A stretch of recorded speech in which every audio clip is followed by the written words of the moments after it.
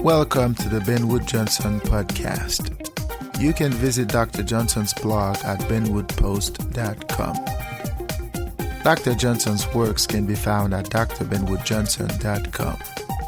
You can also support Dr. Johnson on Patreon, the link to which is in the description.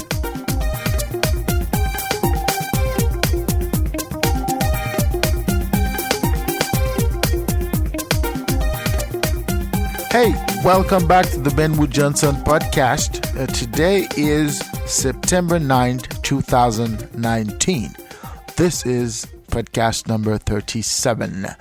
I am happy to have you back with us today. Dr. Johnson's here. We are going to talk about John Dewey still. Last week we had an unanticipated vacation. Some personal items I had to attend, but we're back this week and we are going to continue our conversation. We are still talking about education. We are still talking about John Dewey. But this week in particular, we are talking about the notion of social control. In this case, we are referring to how society there are certain social mechanisms that are designed to control the individual. And those mechanisms, sometimes they're subtle, sometimes they're blatant, they're palpable, they're obvious. In either case, they are part of who we are. They are part of our psyche. They are part of our reality. And those controls sort of determine how we interact with one another. They determine how we behave. These social mechanisms, these control mechanisms are designed to make us be. And they are designed to make us be a certain way. Dewey talks about how the control itself can hamper the educational experience, the learning experience. So he sort of goes into the ramifications of having rules that sort of hamper the individual from being. We are going to talk about how this mechanism sometimes could be a detriment to the learning experience. So this podcast is somewhat similar to the ones we've had before. We sort of summarize some of the ideas John Dewey echoed in this book. The book is titled John Dewey, Experience and Education. It is a wonderful book. I highly recommend this book. So anyway, without further ado, let's delve right into it.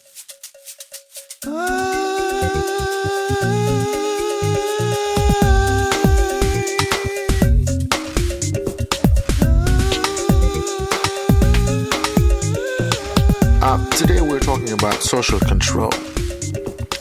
John Dewey points out that the need for an education that is based on experience is important, but such a need must be based on a theory or an intelligent theory or a philosophy of experience. Failure to have such a theory or such a philosophy, he argues, the concept itself would become capricious. It would be at the mercy of the intellectual views that are in vogue at the moment. As we've discussed in previous podcast, Dewey echoes the need for two principles. And in this case, he's referring to the principle of interaction and the principle of continuity. He's saying that while an education based on experience is important, if such an approach is not guided by a particular theoretical or framework, such an approach would lead to inconsistencies, to confusions, because there's not a clear delineation between what is non-educational experience and miseducational experience. As he put it, non-educative experience and miseducative experience.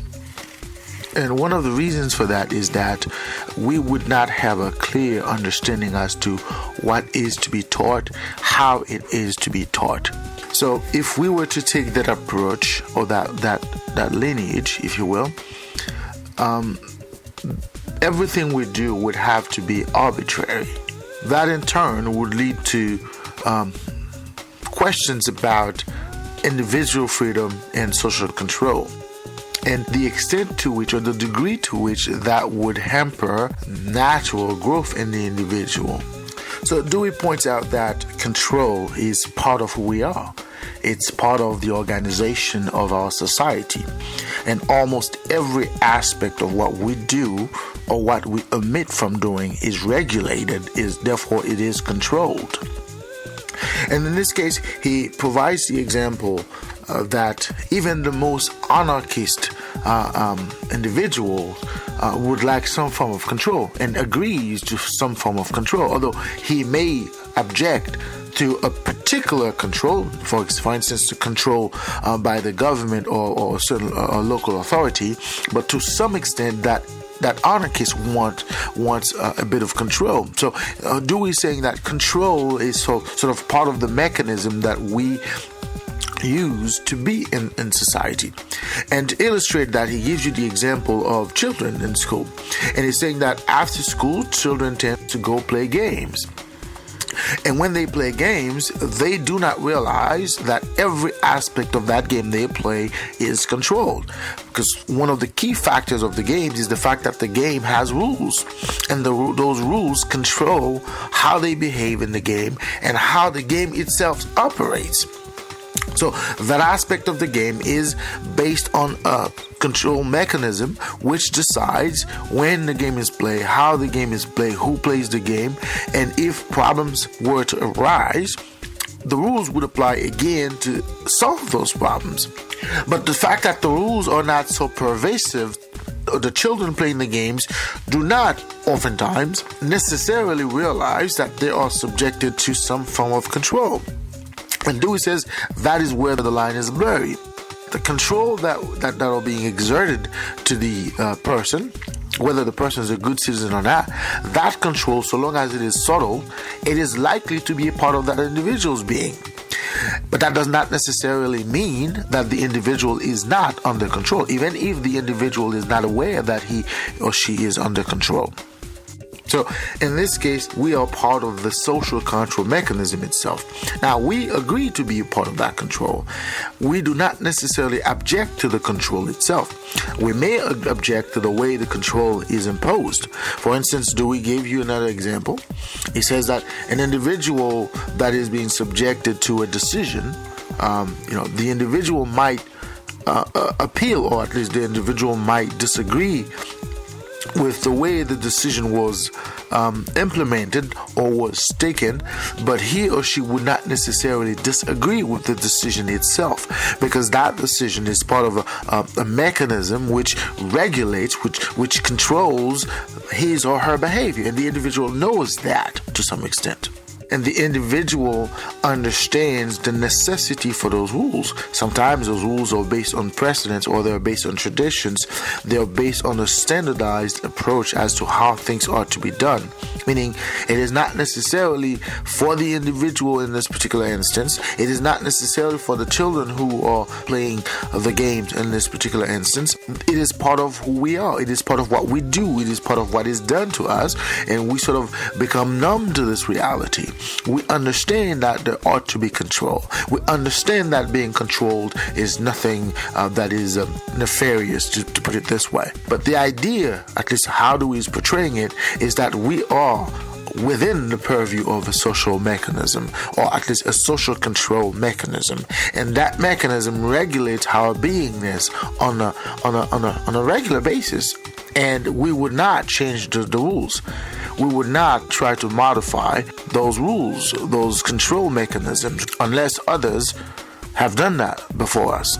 So basically, when we're talking about social control, one of the key considerations we have to make is that the control is incumbent upon the context in which the individual is evolving, the context, the situation, the realities that the individual is experiencing at a particular time.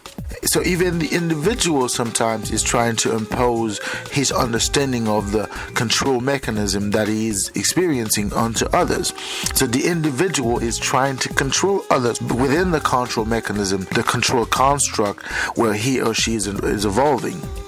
Dewey argues that the principle of social control may not, or sometimes does not, hamper or hinder individual freedom within the context of a game. Because there, the individual is part of a construct. The individual is part of an activity or an action. But that action itself is controlled, is supervised to the extent that the individual is under the purview of the rules that have been adopted, the rules that regulate that action.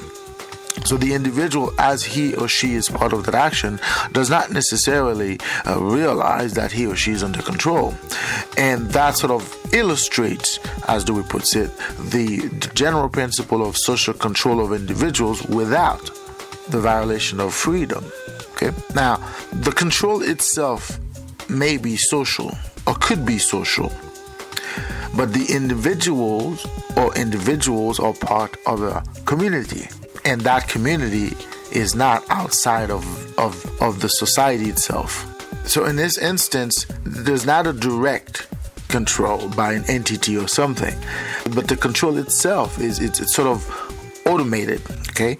Because it is part of the mechanism itself. Let's say we're playing soccer and we know the rules, we've decided this is how we're going to play the game. So that automatically puts everybody who is playing the game under the purview of the rules, which sort of control their behavior as they play the game. Of course, there might be an arbiter. There might be somebody who's overseeing the game to the extent that, they want to make sure that the rules are followed. But the individuals playing the game at some point may decide that they're not going to follow the rules in such a way. Still, they're always going to be under the purview of the mechanism which controls the game itself. Okay? But it might be a different scenario if we are talking about a school.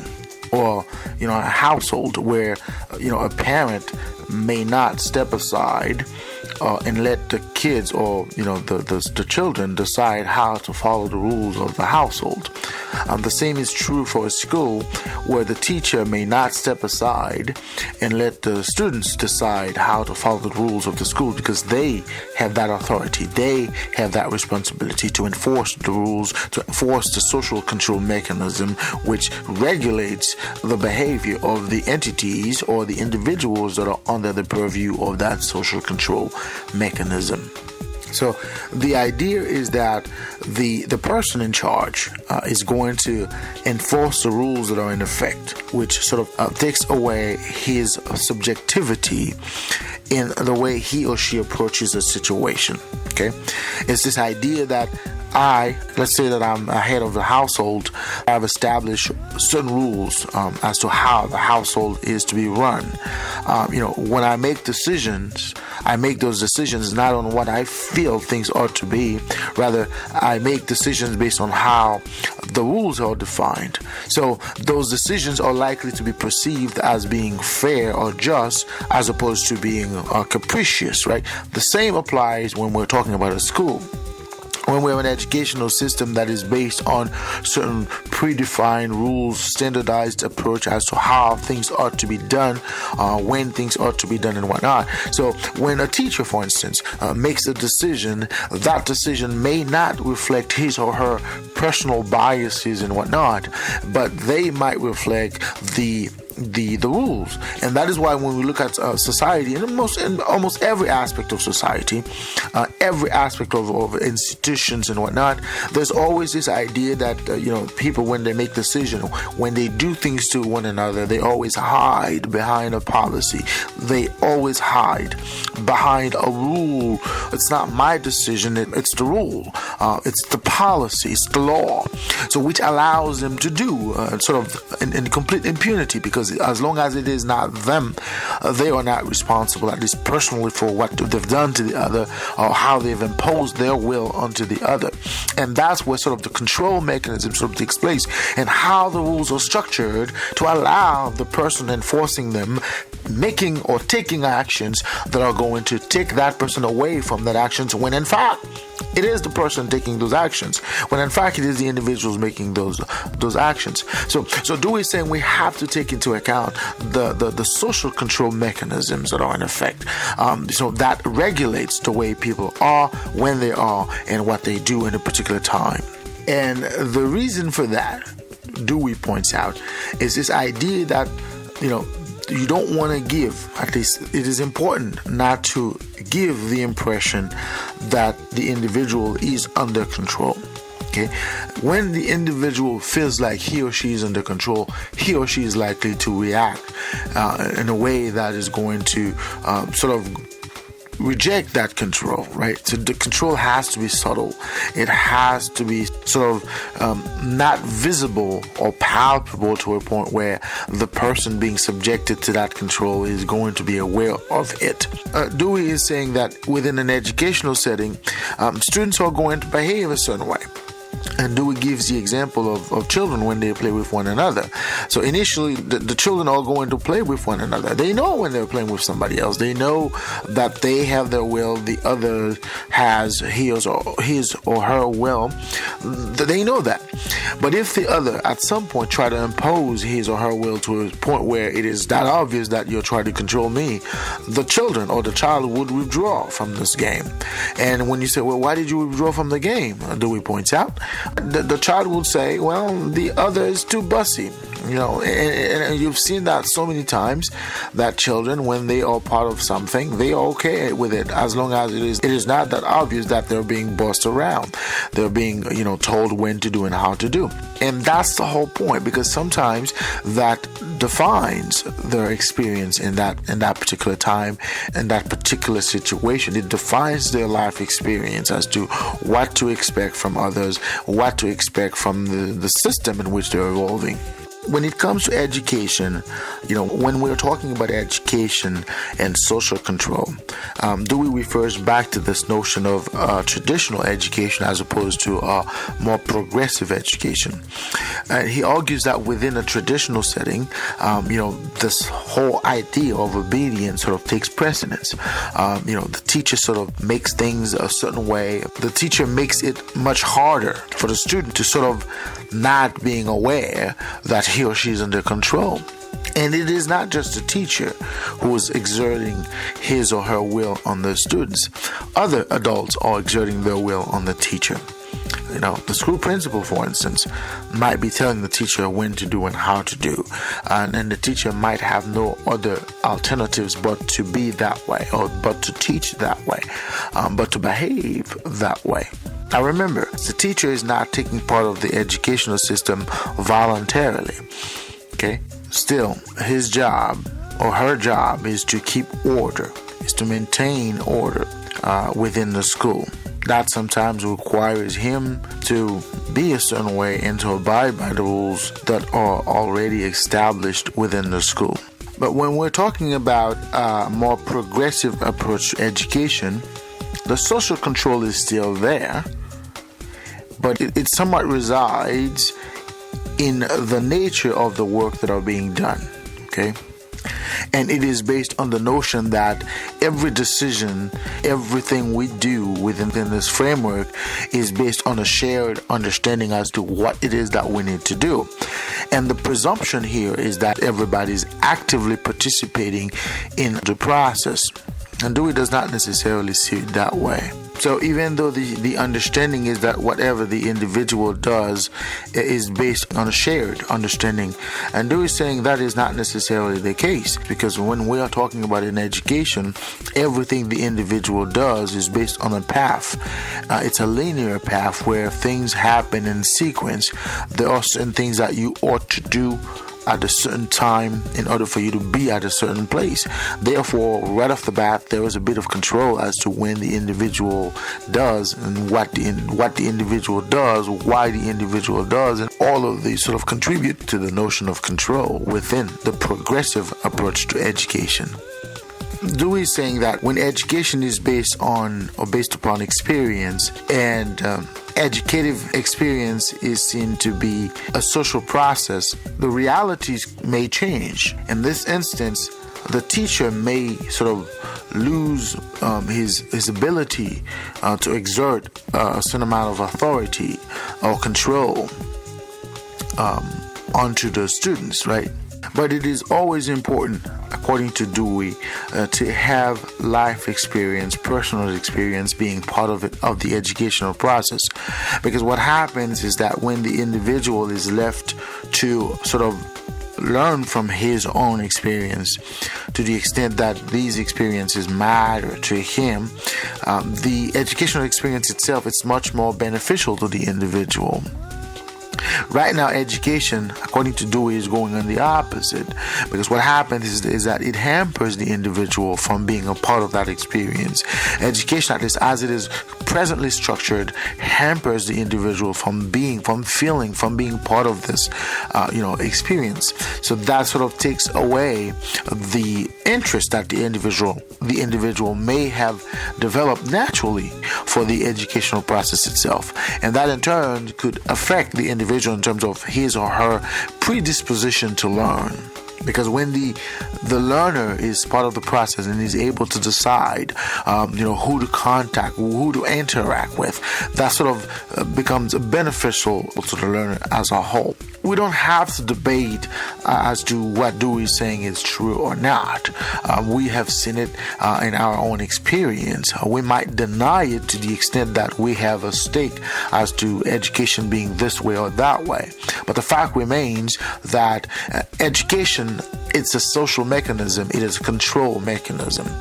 It is a control because the whole concept, the whole idea of an education is based on that control. Let me give you a trivial example. Suppose that you say, I am not going to school. Okay, I don't want to go to school for X or Y reason. How far you think you're going to get in life? How far you going to get, at least in the modern life? How far are you going to get? Not too far. There are certain things in society you will never be able to enjoy. There are certain positions, there are certain situations you will never find yourself, which you will never experience. So the education in itself, it's a precondition in order to be. Okay, I have sort of mentioned that in my previous podcast because it is the theme of society. Now you have to understand, the whole concept of society itself is control. Society, as I always mention, as I always say, is there to instill order in a world of chaos. So the whole foundation of society is that understanding as to the individual ought to be put a certain way to be a certain way. Now, of course, Dewey sort of explaining to you the degree to which the control works. When the control is subtle, sort of, it's part of the mechanism, it's part of who we are, of what the individual does, and when the individual is willingly taking part of that experience, so it's sort of the control is there, but it is not that obvious to the individual. So he or she is very likely to accept and being part of it, and the individual might also exert his bit of authority, or at least trying to control others, right? But when the control is so obvious, it is so to the tangible that it is blatant, then it might affect the individual in terms of how the individual experiences whatever it is that is being inculcated to him. In the case of an educational setting, when you have a school setting that is too restrictive, that is too control, for instance, education today is sort of this idea that you ought to be a certain way because of technology. Nowadays, schools are sort of forcing technology onto the kids. Students go to school and they're being told you have to have a computer, you have to carry this computer with you, you have to take this computer home. So all of that sort of taking away the interest that the kid or the learner might have in the computer, because it becomes this tool of control. It has become this tool of social control. And if we were to take Dewey's words seriously, which I think so many people do, which they should, then we need to rethink our approach to education as far as social control mechanisms. Right now we are doing everything wrong. Everything we're doing it the wrong way. This is not the way education is supposed to be. Education is supposed to be a life experience where the individual comes in and enjoy the process on his own. Now, I am not saying that education should be sort of a free for all. You come in, you do whatever you want. And as Dewey points out in this chapter, even the most fervent anarchist sort of recognizes the need for rules and control to some extent, but it ought to be thoughtful. It ought to be sensible. Okay, so right now we're not doing even that. Though our approach to education is based on obedience, the student is expected to obey, and whatever he or she may have had as personal experience, that is sort of out the door. The student's view, the student's understanding, the student's participation in the process is sort of out the door. The student is sort of expected to obey and be according to what the master, in this case the teacher or the school principal, or those who decide what education is to be. And as Dewey would say, this is wrong. We need to rethink our approach to education.